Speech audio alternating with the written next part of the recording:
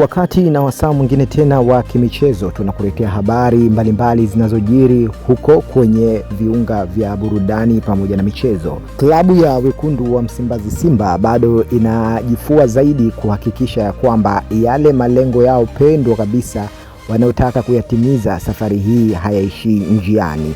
Malengo makubwa ya klabu ya wekundu wa Msimbazi Simba ni kuendelea kujiwekea heshima pamoja na rekodi za kipekee ambazo hakuna timu Tanzania ilishawahi kufanya hivyo na Afrika Mashariki kwa ujumla. Sasa jambo kubwa ambalo wana Simba wamekuwa wakilisubiri kwa hamu ni kuona kileleni Simba wanakaa kwa uzuri kabisa pasi na kutikisika ama kutolewa na mtu yoyote.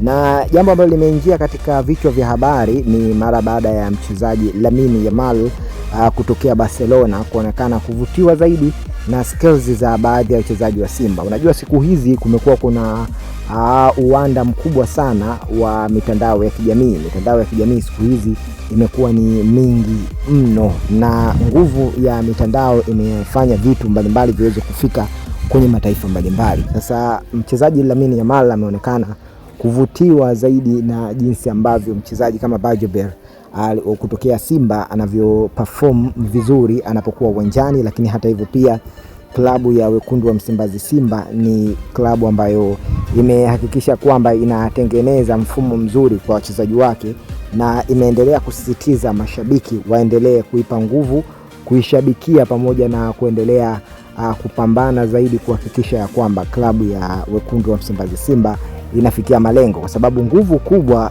kwa upande mmoja ama mwingine inatoka kwa mashabiki. Mashabiki wanapokuwa na ile hamasa ya kushabikia timu kwa nguvu pamoja na jitihada zote, hii inafanya pia wachezaji wazidi kupata nguvu, wapambane katika kila hali ama kila namna kuhakikisha kwamba wanawatimizia yale mazuri ambayo viongozi wamekuwa wakiyataka, mashabiki pamoja na wao wachezaji kukua kwa thamani zao, kwa sababu timu inapofanya vyema hii inaongeza faida kwa wote, faida kwa wachezaji wenyewe, uongozi pamoja na mashabiki husiki.